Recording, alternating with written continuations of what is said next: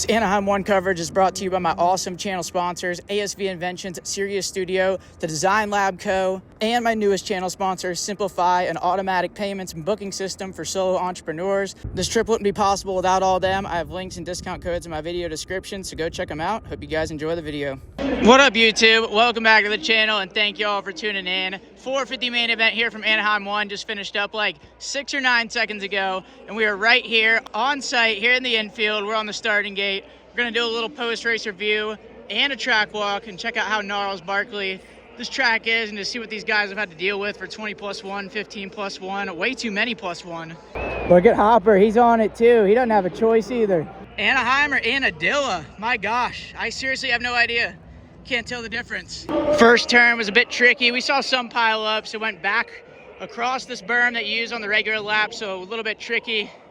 Then into this first rhythm, we had 3 3.2s or 2 3.3s from 250s and 450s. And starting with the 450 class, how about Eli Tomac, the man on screen right now? Hell of an AMA Supercross debut on the Red Bull KTM. Used World Supercross, got the kinks and bugs worked out, and just smashed them. Looked great in qualifying, great in the heat race. Obviously a great main event. The dude got the win, and we got an Anaheim 1 winner. Legendary ride for ET. In case you guys are wondering why I'm so out of breath, I only had 10 minutes to do this. I had to sprint from section to section. It was a no-choice situation. Make our way through this rhythm section. How fun does that look? Peg Drag National. I promise you, the iPhone or even a real camera is not doing any of this stuff justice. But then a second, another veteran, the old dog, 1-2 for Ken Roxon, kickstart Kenny, and 2 kickstarters in the top 5. But a great ride for Roxon. Just sat back, kind of stalked ET the whole time. Couldn't quite get close enough, but still a great way to start the season. Exit this rhythm. Got an outside berm option or inside. Onto this little shelf, kind of new for last year. Multiple options on the way into this one. And how about freaking Jorge Prado? I cannot believe we're living in a world where this guy just got a podium at A1 straight up. Won the heat race, was great in qualifying all day. He passed the eye test, he looked awesome. And yeah, I feel like a lot of you guys probably think he just shut me up, but if anything, he's just making all my arguments from last year even more valid. It's a 4-time world champ, I knew he could do it. Spraying champagne right now. But that's why I was so pissed last year. This guy's a world-class athlete, a maniac on the bike, so much bike skill. But he's back comfy, back at home on KTM. Happy rider's a fast rider. And I think that's a happy and a fast rider right there. Jorge Prado 3rd, and I believe 4th with a late move on El Hombre. Jason Anderson was Hunter Lawrence. Got some nice case marks from all the boys who needed their lawyers earlier. But a 4th for Hunter, a bit of an up and down main. I think he started up a little further up front, then dropped back a little ways. He was all over the place, honestly. But Hunter 4th, and a 5th for Hombre. 2nd Kickstarter on the podium. Great debut for him. Came in off some World Supercross momentum. Definitely had to have helped his cause. Said he was feeling comfy, and yeah, top 5. No choice. Little inside-outside option, single national. Some more edges into one of the biggest jumps on the track, the Supercross triple yacht. And now that I'm here, just now being reminded, we saw such a massive, scary crash that we never want to see. We had Justin Barcia down. We had Malcolm Stewart down. Neither of them lined up for the restart. Big prayers up. Malcolm, I think, walked off just barely under his own power. I think Barcia had to get stretchered off, so massive prayers up to Bam Bam. Just met him yesterday. He was such a cool dude, and honestly, now that I'm here on the landing and thinking about it again, it's kind of got me bumming. Here's a post-race update from Ducati that Kellen Brower shared that Barcia's coherent and can feel everything, but he's in a lot of pain. Still not good, but I feared something definitely worse. Thank God he can feel everything, man. It's actually got me massively bumming, but then this berm, very flat, maybe a couple little ruts on the way out, but a very dry, gravelly, rocky, slippery A1 this year. A lot of rain was supposed to maybe be in the contract, but it's been dry almost all week and turned out pretty good. But a couple more thoughts on the 450 class. I think Webb and J-Coop were 6'7", 7'6", one of those two. And I believe we had an 8th place from Chase Sexton. Not the debut he was looking for. Looked great in qualifying all day like he always does, but kind of seemed like the same old story once the races came around. There's just some X factor with the guy, not in a good way. I don't know what it is, but it just always seems to be something. Then we got this rhythm section here as we exit some 450 class thoughts, talk a little bit about the 250 as we keep on walking. Double in, pick and pray, triple, or big ore here you could 3 in and just hit a couple more ruts and then jump into the sand. Some of these guys, I think, were hitting this double out and like triple in or doing something cool over one of the rollers in the sand. It's fun to watch. But now onto the 250 class as we get to everybody's favorite section in Supercross. Epic opener for Max Anstey. I kind of called it, not to brag or anything, but here I am bragging. But the dude's always good at the openers. A little off in qualifying, but qualifying doesn't pay money or points, so he ain't worried about it. Decent start in the main. He had to battle a couple of kids that are way younger than him and just outclassed him. Max Anstey's your A1 winner. 2 options through here. Inside single, couple rollers, and then it is just destroyed on the way out. We'll get a closer look. Or you can rip around this outside. Yeah. But a second in the 250s. Awesome ride for Chantimus, excuse me. Guys, I'm not trying to make fun of him when I say that. I do think it's funny, but it's because JS7 said it on TV, and I think that's hilarious. But Hymus, very good all day. He looked good from the start of press day, actually. Got it on the box. Solid start to the season for him. I mean, surf's up, brah. Oh, wait, no, it's not. More like crashing is up if I were to try to ride this. No thanks. Sexton took a trip to something here. He almost went to Indonesia, and then he just ended up face planting on the bridge jump. But rounding out the podium in the 250 class, a popular 3rd place for Ryder DiFrancesco. Had this place going crazy. I think he might have even finger gunned Hayden Deegan for a 3rd place, but a lot of talk about Ryder D, flying at the test track, this and that, like there kind of always is. But very cool to see him actually bring it to the race with an awesome start to the season and a 3rd on the box, 1st podium. I mean, he's got to be stoked. He might be hitting the strip club tonight with his mustache. Just had to run up this thing, totally vert. Once again, phone won't do it justice, of course. Little tabletop over the bridge. Sexton almost turned down for what? Too hard on this thing on press day. And almost ended up doing the K-dub transfer off to the side. Off the bridge, back across the start straight through some more gravel. More chatter bumps. I'm surprised he got this rough with it being this dry, but then this outside, super loose as a goose. Inside rut, look at this puppy. All the way out of the corner, up the face, and good luck. No thanks.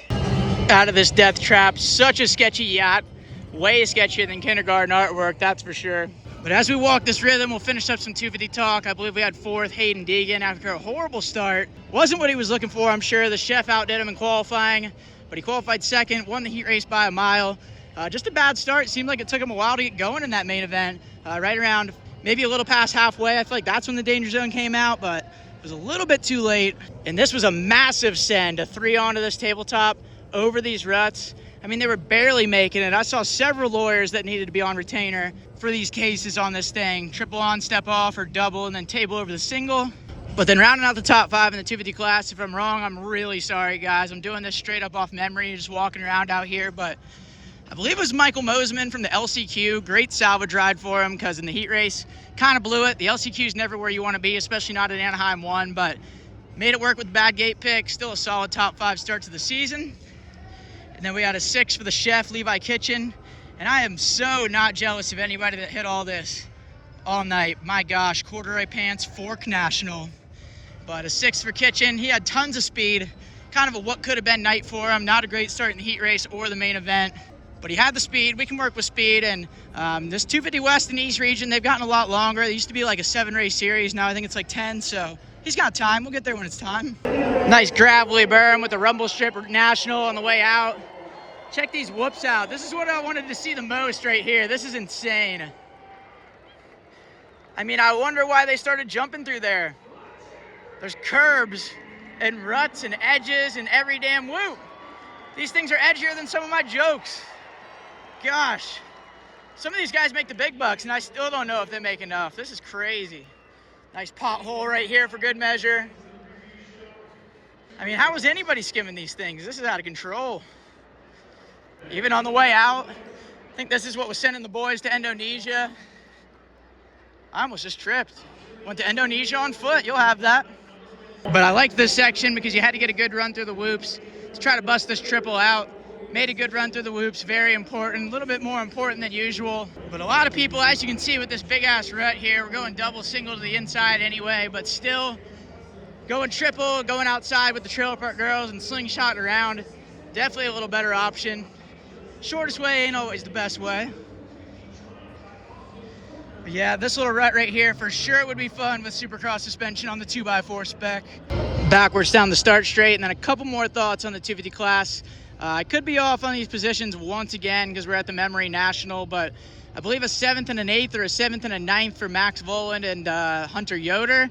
Voland, just a little bit of a bad start. Kind of caught himself in the back there, but he showed a lot of speed, great heat race, and I think he's going to show us some serious stuff this year with that handbrake and on the Club MX Yamaha. Been working super hard in this offseason. Chad Reed literally runs their entire program, so they got some great guidance. And then last guy on my list, Hunter Yoder, total warrior. He tore like 6 or 9 ligaments in his knee, I think Tuesday.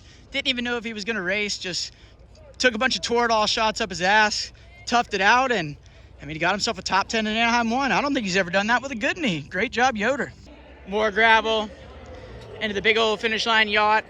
Laying the finish under the bridge, all funneled into one line. Got a big old shreddable berm up against the wall. You guys, if you had the PTSD that I had from my wall smash, y'all would not be flirting with disaster like that, but got the best in the world. Honestly, this actually looks kind of fun, coming in here and banking out of the gravel off the wall, and then thought this was going to be a 3-on all for everybody, but it was crazy technical.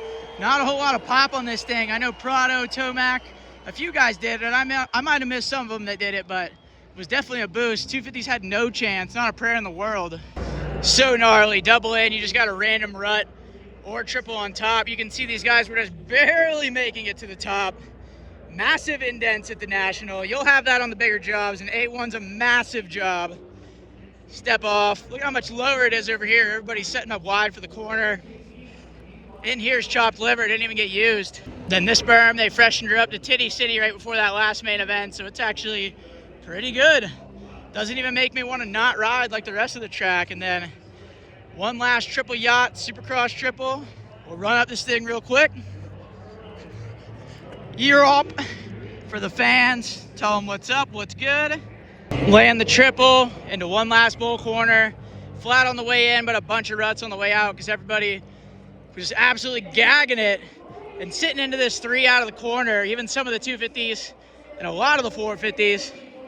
But back into this first rhythm section, that's a lap post race around Anaheim, baby. Well, Anaheim, that's a wrap. Anaheim won, my first one since Freezy and Pike fought on the track, and we enjoyed it. We didn't exactly have full track access, but that's okay. We're still getting our feet wet here. We're new. You don't just big dick your way to the top right away or anything like that. At least I don't, but still had some fun, getting some coverage. Hope you guys enjoyed it all. Hope you guys enjoyed the track walk, and yeah, stay tuned. I gotta wait a little bit due to the Peacock National to release all my stuff from tonight, but stay tuned. It's coming. Thanks for watching. Catch you guys next time.